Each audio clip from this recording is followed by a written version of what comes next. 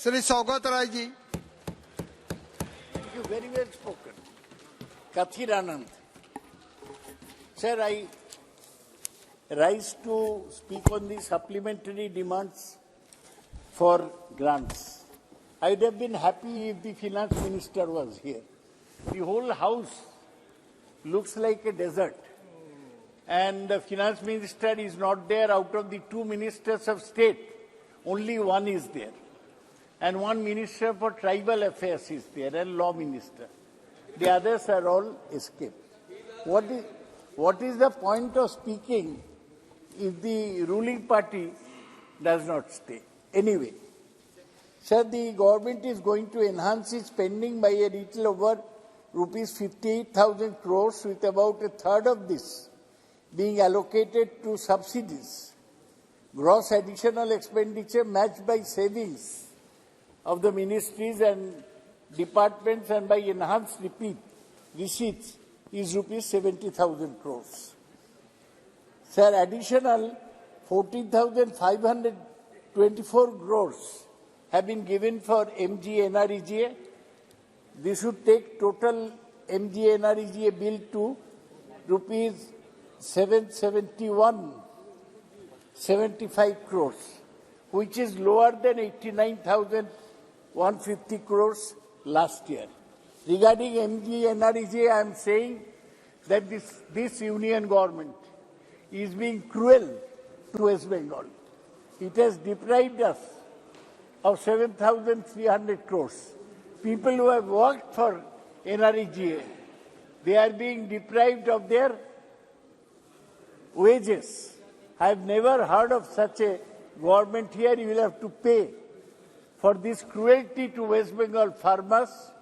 The Chief Minister said yesterday that total dues from the centre amount to rupees 1,15,000 crores. The Chief Minister will be coming next year to make its demand to the Prime Minister and other central ministers. I demand in this House that West Bengal's dues be paid. Yes. Sir, having said that, I'll say a few words about the economic situation. The Finance Minister in his Rajya Sabha speech said that the centre has addressed issues of inflation, unemployment and equality. I shall take this up one by one. Let me see that the centre is confident of achieving fiscal deficit target of 5.9% and was committed to lowering the fiscal deficit of 4.5% in 2 years. Now, having said that, let us look at the budget. The economists of London, they say that sluggish investment is holding India back. Investment as part of GDP was 40% in 2008 and is now 34%. And the money is not going into factories, research and private business, but rather infrastructure funded by the government. As a result of this, foreign direct investment, FDI, fell by 16% to $71 billion in the fiscal year ending March 31, 2023.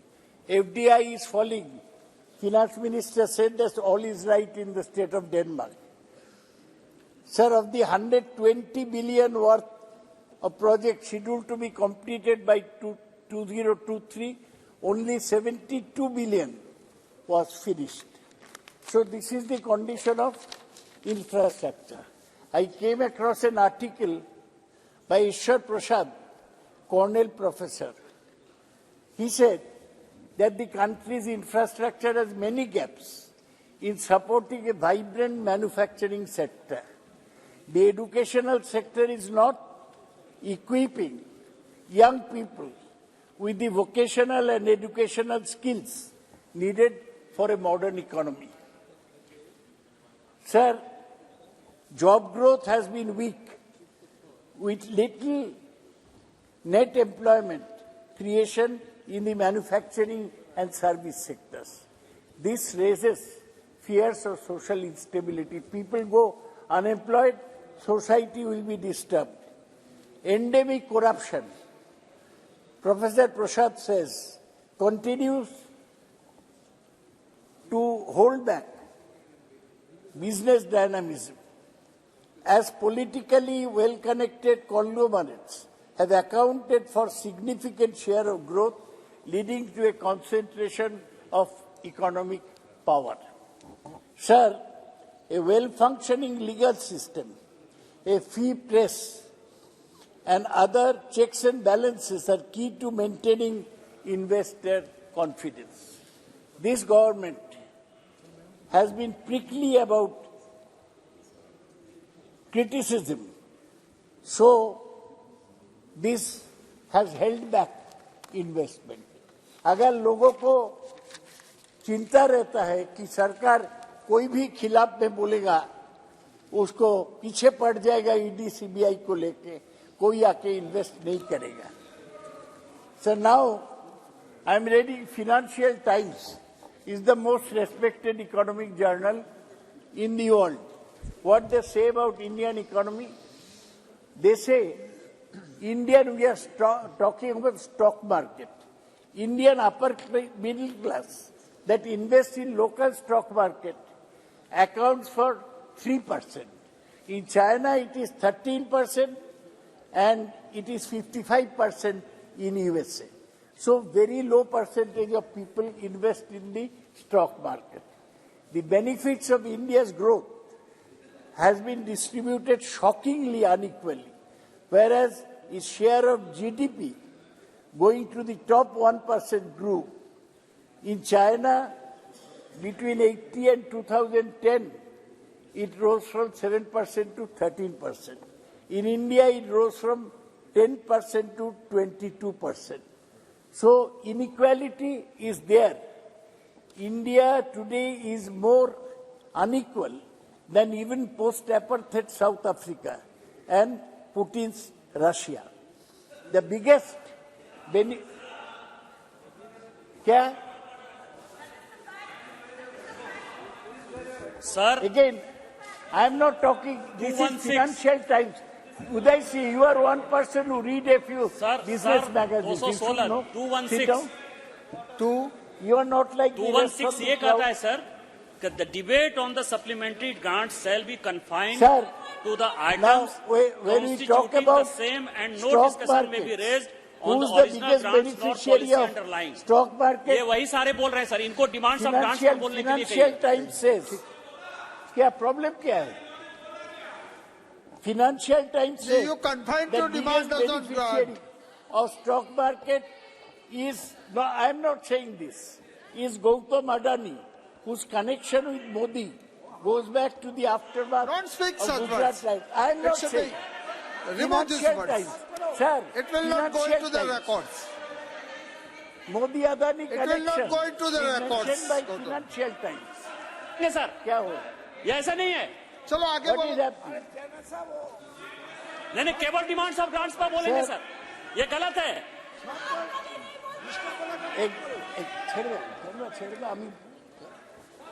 Sir, Adani's and Ambani's Yes, sir. वो नहीं are जाएगा. Modi's partner. It will not go into in the nation ये क्या record. कर रहे हैं Don't sir? speak it. But they are not. ऐसा ही mic है कुछ भी बोल देंगे, ऐसा थोड़ा होगा सर. किसी का नाम नहीं बोला. Adani's and Ambani's are Modi's partners in nation building, but they are not globally competitive. क्या नो तुम ही चाचा सुनिए.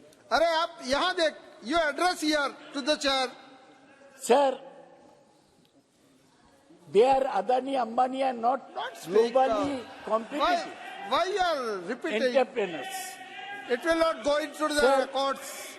In 1980, India lost out to China in manufacturing. In 2000, and what is happening in India? In 2020, World Bank's Human Capital Index, which measures education and health outcomes, India had a score of 0.49, well below Nepal and Kenya, both poor countries. China had a score of 0.65. Sir, since 1990, Indian women's labor participation has fallen from 32% to 25%. Below them come hundreds of millions of unemployed, unskilled youth. So biggest problem today is unemployment. And this is borne out by Kindly World conclude. Bank report. Kindly conclude. Sir, Please I'll conclude. conclude कीजिए. Why are you not giving me time? No, Nishikant you went are on given the speaking. enough time. Nishikant went on speaking. You kept quiet. And I am speaking. No you are question of interfering. Why? keeping quiet. No. You are given enough time. Now Sir. you conclude. Sir, suniye. Unemployment among under 25 is already more than 45%. Despite progress in many matrices, a substantive welfare state remains an illusion. Sir, I want to say per capita GDP index, out of 194 nations, we are at 133.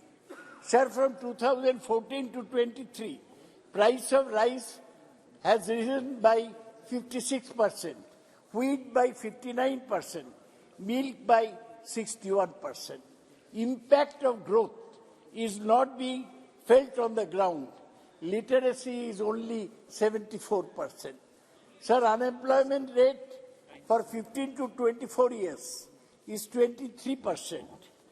Sir, graduates, it is 42%. India has suniye, देश का हालत सुनिए, ये not well, all not well in the state of Denmark. Sir, India has 23 crore poor people, 23 crore poor people. And among children, 16.3% Saugata ji, kindly conclude. Sir, Please conclude. According to McKinsey, India needs to boost its rate of employment growth and get 90 Thank you. million. Thank you very much. Sir, हो गया. Thank you. 90 million farm jobs, non-farm jobs per year between 2023 to 2030 to increase economic growth. The net unemployment rate needs to grow by 1.5% from per annum. Thank from you very 2003. much. Thank so you very this much. is neither an Shri- economy, nor is it a growth-oriented economy. It is an economy which benefits only the Adanis Thank and you. the Ambanis. Thank you, select Sri industrial- Srirang.